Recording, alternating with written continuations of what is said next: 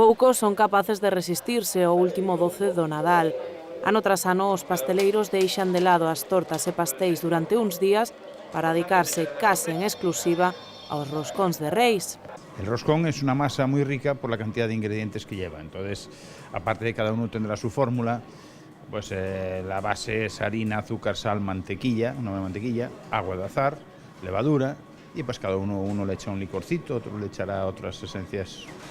Pero bueno, lo más natural posible.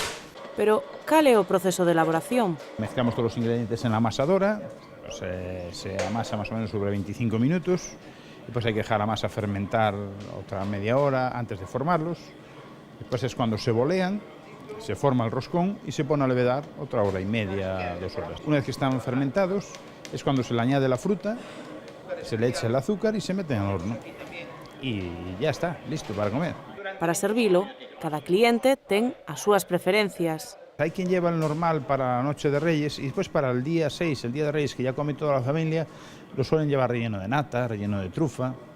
Hay quien lo quiere mitad de crema, mitad de nata. Bueno, hay muchas variedades. Hoy en día ya no se come el roscón solo. El relleno tiene mucha aceptación. E as vendas non decaen pese a ser un produto exclusivo da primeira semana do ano, senón todo o contrario, xa que supón un 95% dos ingresos nestes días. Es una parte importante de las Navidades y del año en general, ¿no? O sea, se hace una facturación muy importante que influye mucho en el global del año, ¿no? En el global de todo el año. Un doce difícil de rexeitar e máis, sabendo que haberá que esperar un ano para poder comelo de novo.